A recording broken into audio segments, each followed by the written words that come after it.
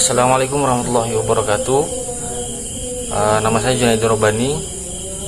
Saya dari program studi Bimbingan Konseling Islam dengan NIM 21420140039. Jadi kali ini saya ingin membahas mengenai teori pembelajaran perilaku dalam psikologi pendidikan. Jadi teori pembelajaran perilaku itu merupakan salah satu pendekatan utama dalam psikologi pendidikan. Nah, teori ini itu menekankan bahwa perilaku individu itu dapat dipelajari dan diubah melalui interaksi dengan lingkungan. Nah, para ahli itu percaya bahwa pembelajaran terjadi sebagai respons terhadap stimulus eksternal, bukan dari faktor internal. Nah, seperti pemikiran ataupun motivasi intrinsik. Lanjut, kemudian ada konsep dasar teori pembelajaran perilaku.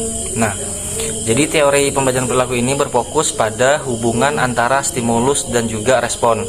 Nah, prinsip utama dalam teori ini itu ada 4. Yang pertama itu ada asosiasi atau conditioning. Ini maksudnya itu proses pembelajaran terjadi ketika individu itu menghubungkan stimulus tertentu dengan respons tertentu gitu.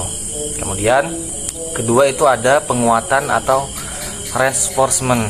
Nah, ini maksudnya itu adalah penguatan dapat bersifat positif ataupun negatif dan bertujuan untuk meningkatkan kemungkinan munculnya perilaku yang diinginkan.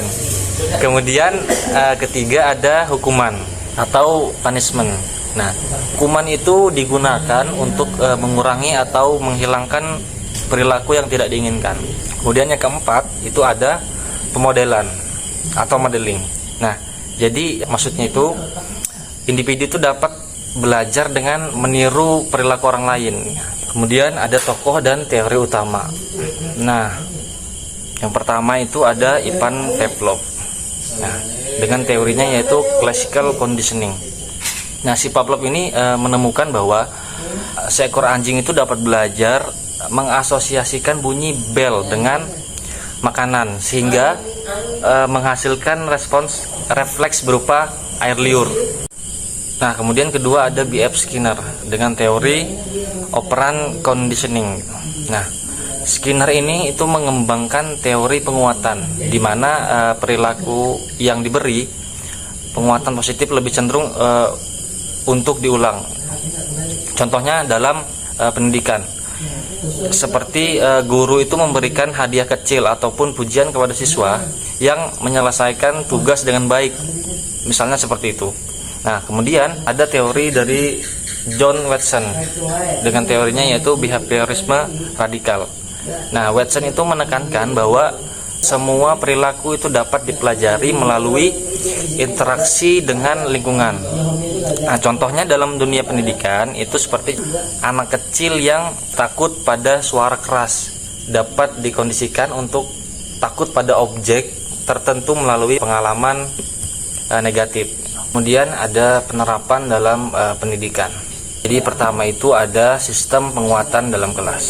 Jadi seorang guru itu dapat menggunakan sistem penghargaan seperti stiker, kemudian ada pujian ataupun poin tambahan untuk meningkatkan perilaku positif seorang siswa. Nah, kemudian kedua itu ada pembelajaran berbasis hukuman dan penguatan.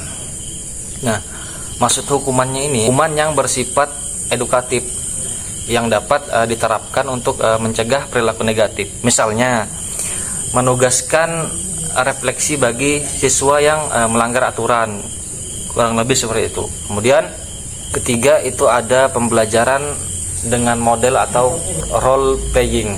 Jadi maksudnya itu siswa dapat belajar melalui pengalaman terhadap perilaku yang dilakukan oleh guru ataupun teman sebaya. Kemudian keempat itu ada pemanfaatan teknologi dalam pembelajaran.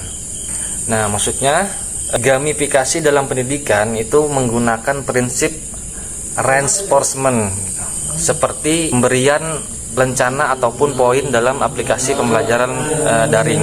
Lanjut ke pembahasan berikutnya itu ada kritik terhadap teori pembelajaran perilaku. Meskipun teori itu sangat berpengaruh dalam pendidikan, Nah, di sini juga ada beberapa kritik terhadap pendekatan ini gitu. Nah, di antaranya itu ada kurangnya fokus pada proses kognitif. Maksudnya itu behaviorisme itu mengabaikan faktor internal seperti motivasi dan juga pemahaman konsep. Kemudian ada kritik mengenai ketergantungan pada penguatan eksternal. Jadi maksudnya itu siswa itu mungkin menjadi terlalu bergantung pada penghargaan eksternal dan kurang termotivasi secara intrinsik gitu. Nah, kemudian kritik berikutnya itu tidak menjelaskan kreativitas dan pemecahan masalah. Maksudnya itu kayak biasanya pembelajaran berbasis perilaku itu cenderung menekankan hafalan dan respon otomatis, bukan pemikiran yang kritis seperti itu. Kemudian kesimpulan dari teori pembelajaran perilaku ini memberikan dasar yang kuat dalam memahami bagaimana perilaku itu dapat dibentuk melalui interaksi dengan lingkungan. Penerapannya dalam dunia pendidikan itu dapat membantu meningkatkan disiplin, motivasi dan juga hasil belajar seorang siswa. Namun dalam praktiknya ini baiknya dikombinasikan dengan pendekatan kognitif dan konstruktivitis agar pembelajaran menjadi lebih efektif dan juga komprehensif. Nah, kurang lebih seperti itu. Mungkin itu saja yang bisa saya sampaikan. Kurang dan lebihnya saya mohon maaf. Wabillahi taufiq wal hidayah. Assalamualaikum warahmatullahi wabarakatuh.